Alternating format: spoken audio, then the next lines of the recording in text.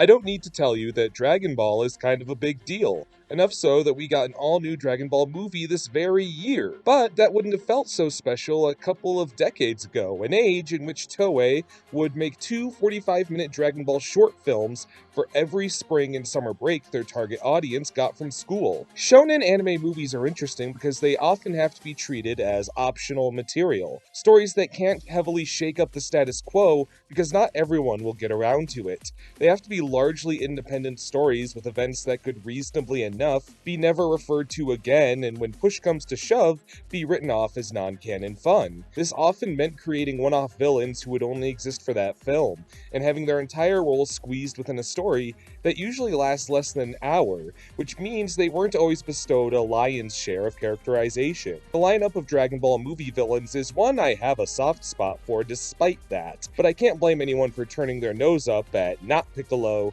not Vegeta, and not Frieza. That said, in my consideration, one stands tall above the rest: Android 13, and he does so largely thanks to localization. As originally scripted in the original Japanese version of his self-titled film, Android 13 was a fairly two-dimensional villain, a robot built to kill Goku, determined to do so, and not much else.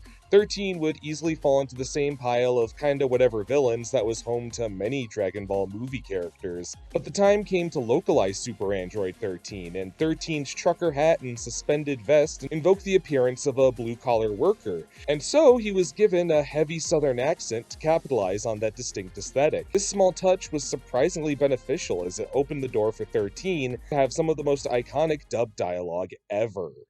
Free will. Pitiful humans. Or don't you lecture me with your $30 haircut. Goku dies. We'll see, you red ribbon redneck. And every time I revisit Android 13, I'm wowed by how much this touch of localization informs the character. The southern drawl compels 13 to come off as a bit curt and even out of touch. By giving 13 antiquated figures of speech, he reflects the notion of southern culture steeping in outdated values, which ties back around to the fact that 13 is the oldest android built and seen within the premises of the Android arc. This disposition as the silver fox of the androids is emphasized further in his non-canonical interactions with the newer, shinier androids in various video games. Hey, you respect your elders, boy. I see you weren't dealt with properly. Fine, I'll destroy you then. Also note the androids that accompany 13, androids 14 and 15, who appear coded with indigenous American and black culture in their attire. Upon destruction, 14 and 15 have their parts absorbed by 13, so he may upgrade to his super form. For one of the most reviled designs in all of Dragon Ball, I've always really liked Super 13, because he's a weird hodgepodge, as if these three androids were never supposed to come together, so this hulked out monstrosity is the result. And once more, 13's overt whiteness in his dubbed iteration makes his purloining of 14 and 15's parts and power almost ring as a parallel to cultural appropriation, as he, however grimly, exploits characters who resemble other cultures and attaches them to his identity for his own gain. The fact that 14 and 15 have very little going on outside of these very specific design choices and their obsequious roles to 13 seems to convey further to the notion of the unfortunate abuse faced by the cultures their designs represent. I'm aware it may sound like I'm stretching, but considering how rarely Dragon Ball invokes ethnicity and nationality in character designs, specifically sticking to means of a largely Asian-coded fantasy world, it did make these design choices feel more pointed, to a point that I wonder how intentional they were.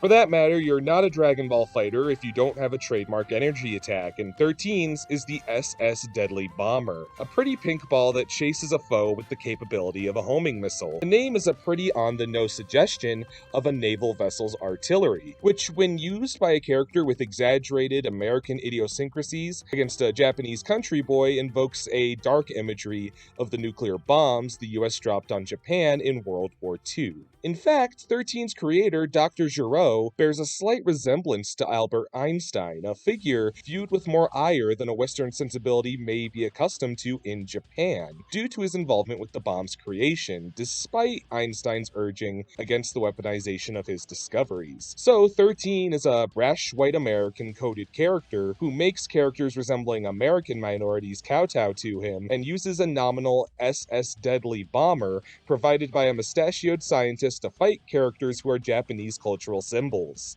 The Super Android 13 movie is an allegory for World War II, and that's Kino as shit. It probably isn't actually, but I really like to view it that way. It's fun. Behold how much I was able to glean from Android 13 just based on the fact that the dub dialogue writers of Funimation felt it appropriate to give him a southern drawl based on the way he dresses, something many people have never considered because of their ire for English dubs, sticking them with the boring alternative of Android 13 from the original movie. I'm not here to police if you should watch subs or dubs. That's a case-by-case thing with any anime, and there's no blanket true answer toward one or the other. I simply want to point out that disdain for English dubbing is so intense that there's a fairly popular movement that the definitive way to watch Dragon Ball is the Team 4-star abridged parody. I wanted to illuminate that in particular because if you look through comments on videos of Android 13's dubbed dialogue, comments to the effect of, "He really talks like this? I thought it was Team 4-star joking," are plentiful. It's almost as if the people in charge of dubbing are just as witty as the people making high-end anime internet parody, and weighing the hierarchy is redundant. Team 4-star has stepped forward as opposing the viewpoint of their work being the definitive Dragon Ball multiple times, which is why I'm comfortable saying that no small part of the magic of their work is that many of their characters are only exaggerated slightly. There's of course huge outliers, but as a parody it's rather faithful. Usually the absurdity of the situations themselves are what's played up. A lot of the character-centered wit, from Krillin's cowardice to Vegeta's insane pride to, yup, Android 13's silly accent, were nuances already present and only capitalized on by TFS in way of parody. Something they do expertly, which made TFS such a landmark for Dragon Ball fans. But the point I ultimately want to illustrate is that your favorite thing about Dragon Ball Abridged could never exist without Dragon Ball and its dub in the first place. I'm kinda thankful for the comments on 13's dubbed voice and the chicken-egg situation it has caused between Funimation's interpretation and Team 4-star's,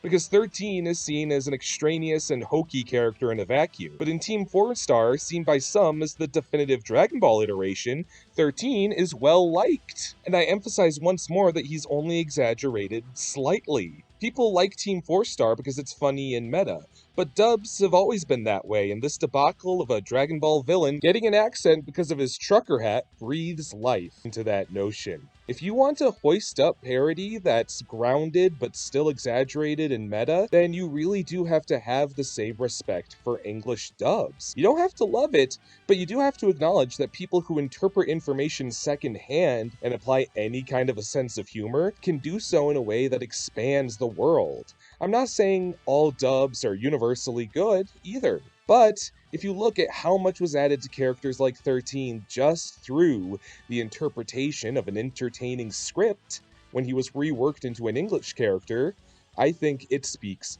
volumes. Mission complete. But there's plenty more stuff to destroy.